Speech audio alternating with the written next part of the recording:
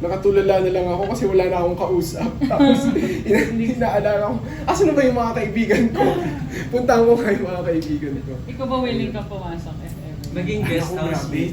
Yun, hindi ko alam. Alam niyo, sobrang ako conscious akong tao Tsaka, kabaligtaran kami ni Gabby. Si Gabby sobrang bilis niya makasalimuha yung mga iba't ibang tao kahit hindi siya ka-close. Ako, matagal ako. Hindi ako masyadong nagko-connect agad. So, hindi ko alam. Feeling ko, siguro it's matindihang convincing bago ako makapasok doon. Pero at the top of my head, parang hindi ko kaya. Hindi ko kaya yun. Grabe yun. Yung buong mundo nanonood, feeling ko magka-crumble ako. Sobrang kakainin mo ako ng mga insecurities ko pag nandun ako. But that topic alone gained traction this past few days sa various social media platforms. Since nasabi niyo naman po yung mga statement niyo about kay Gabby being in PBB kanina, is there anything that you want to tell her while she's inside? Ako, I'm so proud of her. As in, for context, ikwento ko na kung paano ba, nag-unfold itong new chapter niya. We call it, this is something very new to her. I think last year, that was around last year, nung patapos na yung Unbreak My Heart, si Gabby, she found herself in a rut.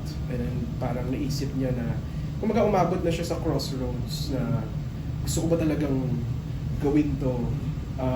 Kumbaga medyo na burn out siya, medyo hindi niya alam kung para sa kanya pa rin ba talaga yung umabot na actually ng show business as a whole. So, ang daming mga gabi na I would talk to her, ang dami naming conversations about her career. Umabot sa point na she doesn't know what she's actually good at. So, ang daming beses na kinailangan ko siya talagang malihis sa ganung klaseng thought process at really help her to be back on track to what she really loves doing. Then we went back to the super basic stuff and figuring out her passion in life and her skills, her talents, and what she's really good at. And I told her, sabi ko, you know what? You as a host, I feel like, and whenever we would talk, sometimes umaabot kami na parang hindi kami magjowa, para kami nagbi-business talk. So I would tell her na that's something that you haven't really realized yet, yung potential mo as a host. Kasi ikaw, you love talking to people. When I would see her in her element, pagka nasa events, ako nasa isang sulok lang ako kasi grabe yung social battery ko, hindi talaga kaya, hindi ko kaya makipag-usap sa lahat ng tao. So, pero siya, it's what energizes her. Siya, hindi siya napapagod. Siya, mas game na game siya. So sabi ko, bakit hindi yan yung mas i-direct mo yung career mo towards being a host, being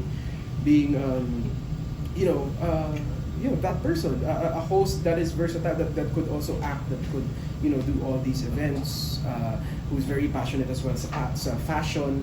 So yun, doon nagsimula, as in I remember that night sinabi niya, rumor pa lang yun na magkaka-PBB. Sabi-sabi pa lang na, parang magkaka-collab daw yung GMA ABS na PBB. Right then and there, minanifest niya, I want to be a host. I'm gonna host that. Gagawin ko lahat para mapansin ako ng mga executives na, pwede pala si Gabby na maging host. So ginawa nga niya lahat. As in, nag-mentorship kay Tito Boy. Tito Boy, we're so grateful for him. He took Gabby under his wing. Almost every weekend nag-workshop with Tito Boy. And until now, actually, bigla na lang tumatawag si Tito Boy sa kanya na, napanood ko yung tapos bibigyan siya ng tips. So, sobrang grabe yung dedication ni Gab towards this new phase of her career. Up to a point na sobrang game siya pumasok ng bahay ni Kuya, which is something that is also feeling ko, years before, hindi niya maiisip na gagawin niya. But then, she really wants it. So, you know, I'm so proud of her. I couldn't be happier for her.